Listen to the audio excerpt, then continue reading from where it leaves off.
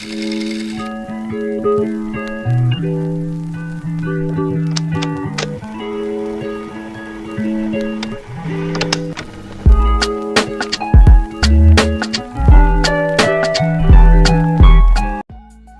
pagi Bu dan teman-teman, saya Cecilia Theodora NIM 210306-086 dari Prodi Peternakan kelas PTMB. Saya akan menjelaskan praktikum biokimia yang berjudul Pencernaan Karbohidrat, Protein, dan Lemak pada Tubuh Ternak dengan dosen pengampu Ibu Tati Widianasari, SPTMB. Pencernaan karbohidrat pada ruminansia.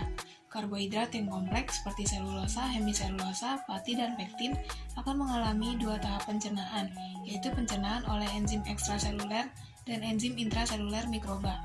Tahap pertama, karbohidrat yang masuk ke dalam lumen akan difermentasi oleh enzim ekstraseluler, menghasilkan monomer berupa oligosakarida, disakarida, dan gula sederhana.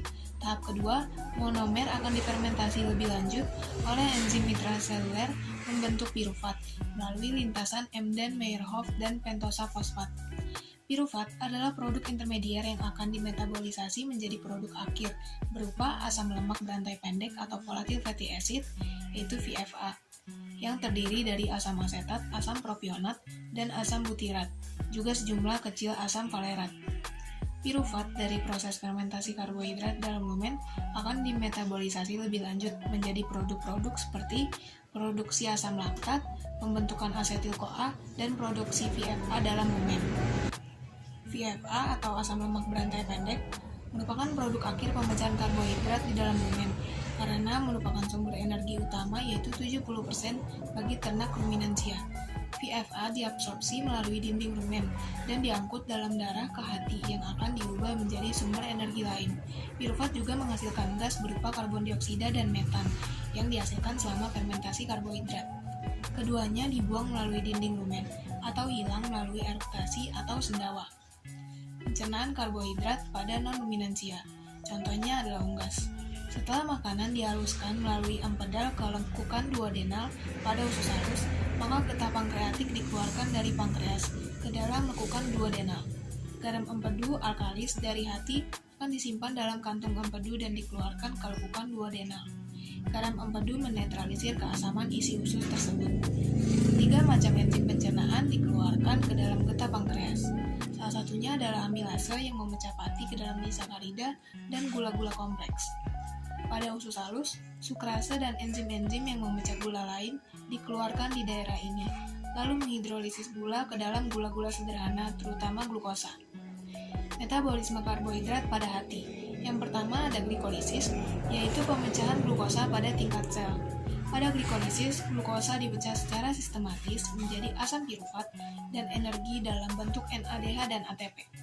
Seluruh proses glikolisis melibatkan pemecahan 1 molekul glukosa dan menghasilkan 2 molekul NADH, 2 molekul ATP, 2 molekul air, dan 2 molekul asam pirufat. Kedua, glikogenesis, yaitu pembentukan glukosa menjadi glikogen.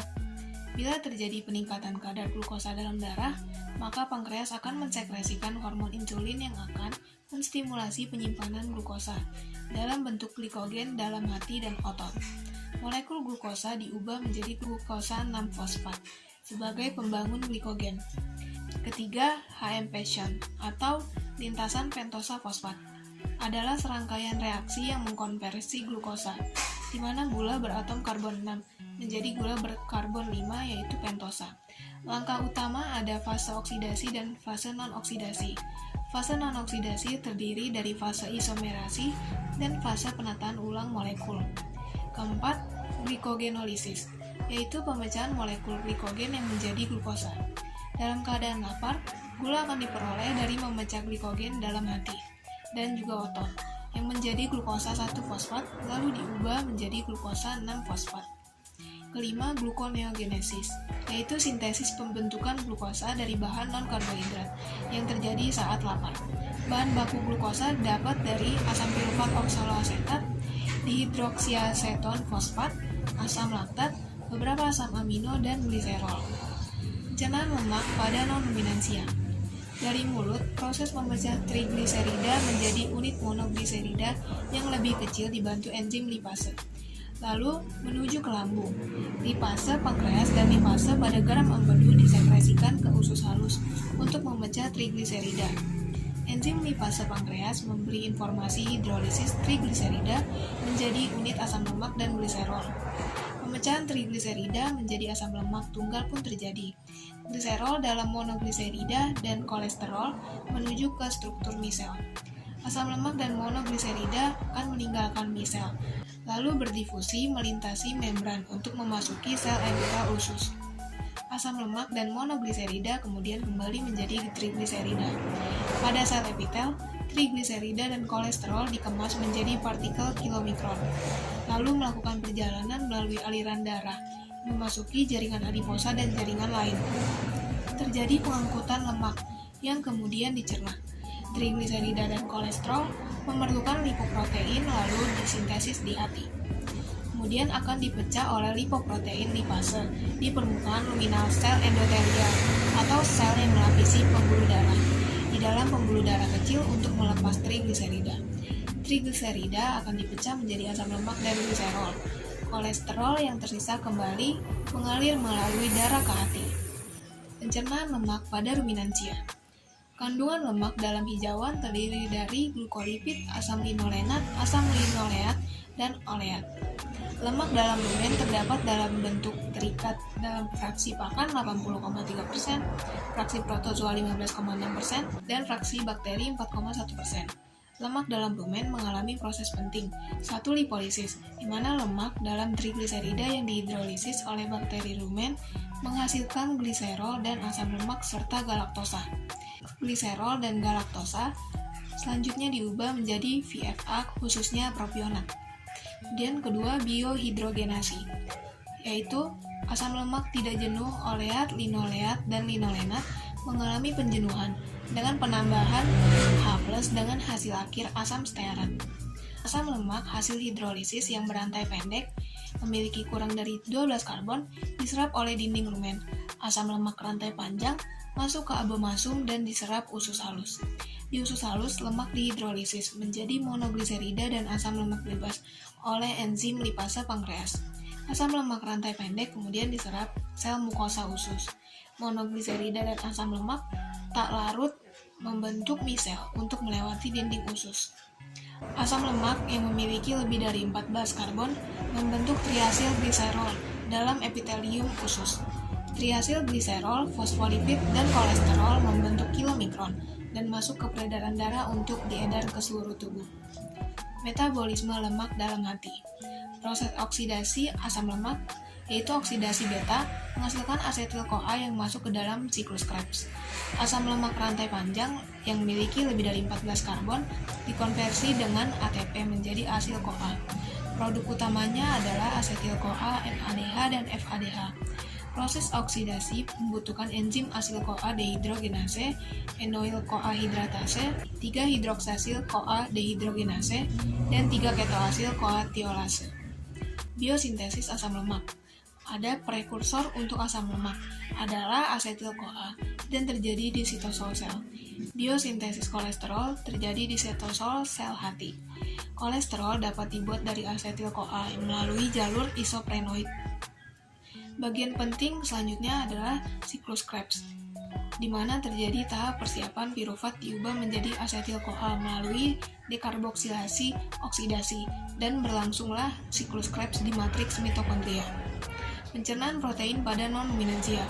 Dalam sel, protein diurai menjadi asam-asam amino oleh protease dan peptidase. Protease intrasel memutus ikatan peptida internal protein, sehingga terbentuk senyawa peptida. Peptidase diurai menjadi asam-asam amino bebas. Endopeptidase memutus ikatan peptida internal dan terbentuk peptida-peptida yang lebih pendek. Asam amino dari katabolisme protein dimetabolisasi menjadi amonia dan kerangka karbon. Kerangka karbon ikut dalam siklus asam sitrat dan gluconeogenesis. Amonia akan terjadi sintesis membentuk urea atau membentuk asam amino baru.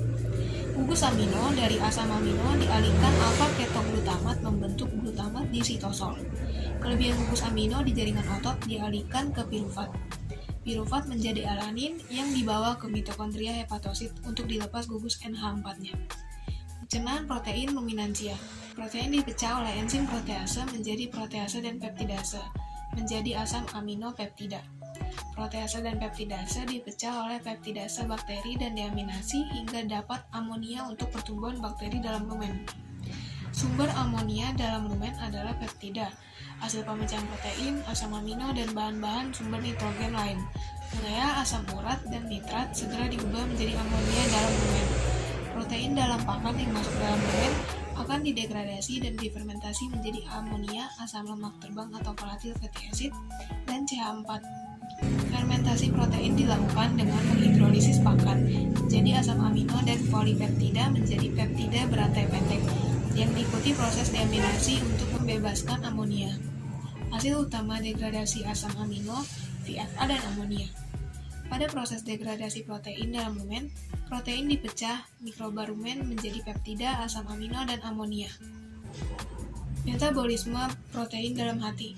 1. Transaminase adalah pemindahan gugus asam alfa amino pada glutamat yang diawali oleh enzim transaminase yang mempunyai gugus prostetik piridoksal fosfat.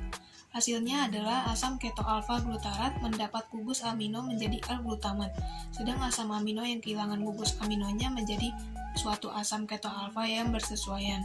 Kemudian 2. Reaksi transaminase asam alfa amino menghasilkan glutamat yang terjadi di sitosol. L-glutamat diangkut menuju mitokondria dan mengalami deaminase oksidasi yang menghasilkan asam alfa keto dan amonia. 3. Amonia dari jaringan vena porta akan diangkut ke hati dan diubah menjadi senyawa non-toksik urea. Amonia dari jaringan ekstrahepatik akan diangkut ke hepar dalam bentuk glutamin. Reaksi ini dikatalisis oleh enzim glutamin sintetase, mengalami 2 tahap. Kemudian, 4.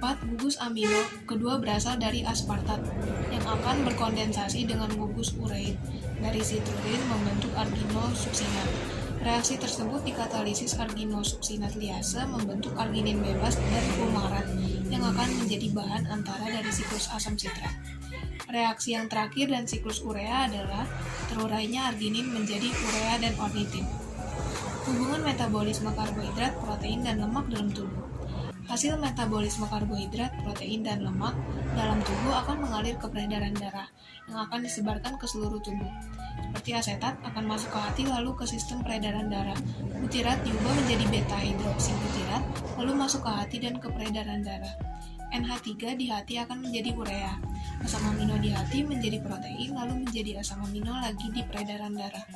Triasil gliserol di hati akan menjadi gliserol, diubah ke glukosa lalu menjadi NADPH. Propionat dan glukosa di hati akan menjadi glukosa yang dapat menjadi NADPH, glikogen, dan energi. VFA di hati akan menjadi asetoasetat BHBA dan triasil gliserol. Sekian dari saya, kurang lebihnya mohon maaf. Terima kasih.